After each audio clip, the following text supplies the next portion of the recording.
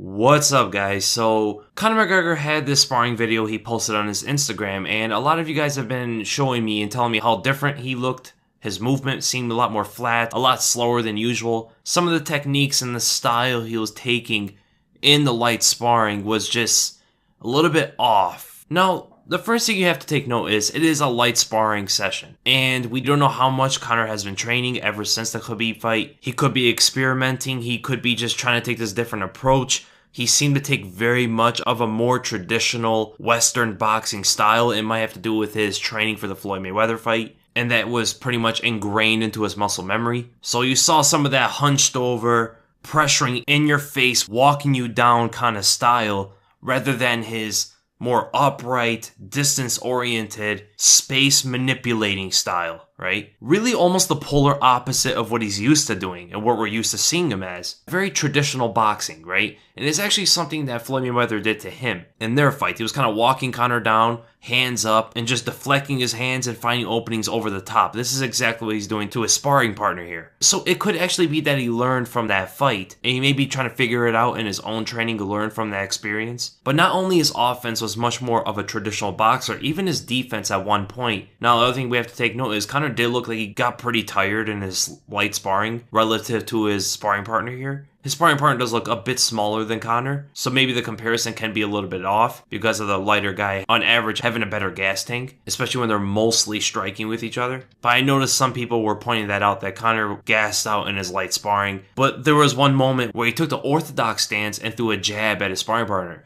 Now, Conor started switching stances, but he almost always only used the left hand, right? So he switched to orthodox, and all he was really throwing was that jab. And it seems he's much more uncomfortable taking the orthodox stance because when he started throwing his jab, he was really leaning into it, getting himself completely off balance. And this is something very uncharacteristic of seeing Conor McGregor do. Conor has always been an advocate for balance, never being out of position, and always taking a ready stance for any opportunity. And see him kind of lunge forward past his knees with a jab to the point where his back foot is lifted off the mat. It's a pretty surprising thing to see when you look at the technical analysis of his usual fights, especially early on, right? The Eddie Alvarez fight and before that were fights where you can see some of his finest displays of balance and footwork and great form in his punches. He could be tired here. We don't know how long he's been sparring in this sparring session, but he goes and does throw out a jab, and his sparring partner is able to parry the shot, which drops his hand, leaves his chin exposed. He's leaning forward off balance, his back foot's off the mat, and he almost gets countered by a jab.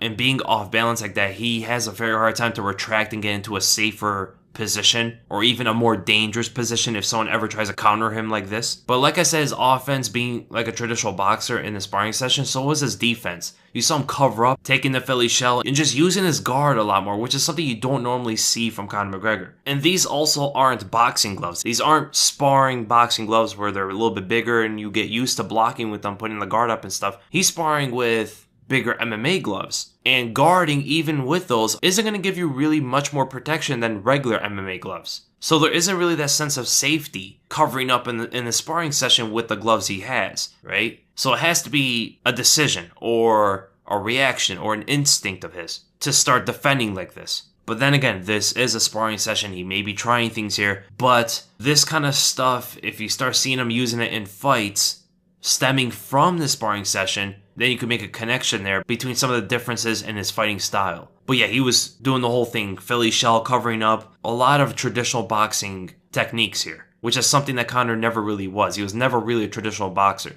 His boxing was very unorthodox. In this kind of situation, if he ever threw out a jab, he would be in position to move back and wait for his opponent's counter shot and trying to counter them. He uses distance with range, with precision, and with timing masterfully, right?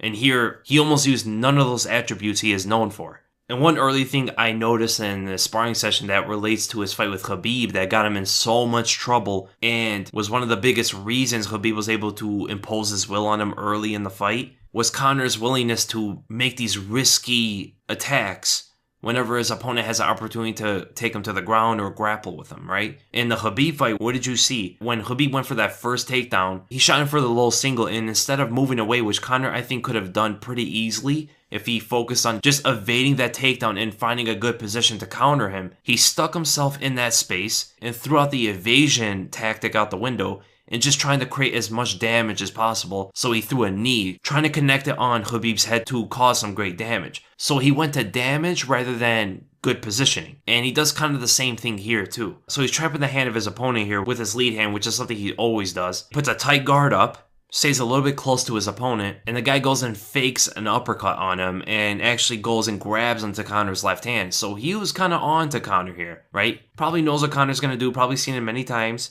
Grabs onto his hand, so eliminates the left hand of Conor, and created this grappling situation. They both get in a clinch, but Conor has bicep control on both sides. He has a very good position on his opponent. His opponent doesn't even have underhooks at all, right? He has to dig in a little bit more, and Conor's creating space naturally, right? So it's a good position for Conor, and I believe he can separate. Yes, his opponent will chase, but he goes and throws a knee at the same time his sparring partner goes down for a double leg. And again, this is the same thing that happened with the Khabib fight. Instead of focusing on separating from the grappling exchanges completely, he goes and tries to create damage. In some situations, this can be an all or nothing move, right? He's risking his position just to cause as much damage as possible. This is something we never really see out of Conor McGregor, right? Look at the Jose Aldo fight. Instead of coming at Aldo and making some big risky move, no, he played Aldo into his own game. He was using his footwork, moved back, created the opening with his right hand, and landed that left hand down the center. Against Eddie Alvarez, same thing, right? He didn't make any risky moves. He kept position at all times, and through those positions, he was able to find the right angles for his punches. Because he's not keeping the right positions, he doesn't have those angles anymore. He's trying to force his openings on his opponent this time,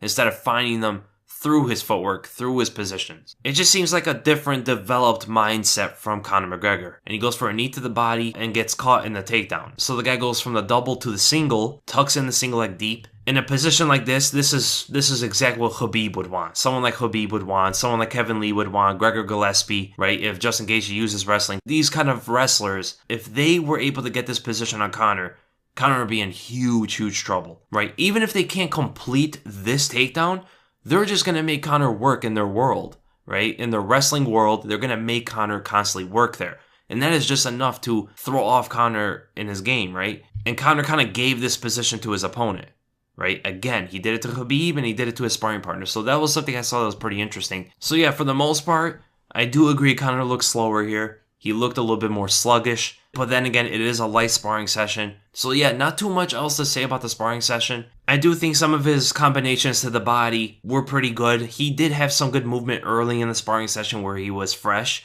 But when he started getting a little bit more tired, you start to see his punches get sluggish, getting off balance and stuff. It always is. When Conor is tired, he's just a completely different fighter. And that seems to be true even in a sparring session. So I hope you guys enjoyed the video. And if you did, make sure to give it a thumbs up. If you enjoyed my content, make sure to subscribe. And I'll see you guys in the next one.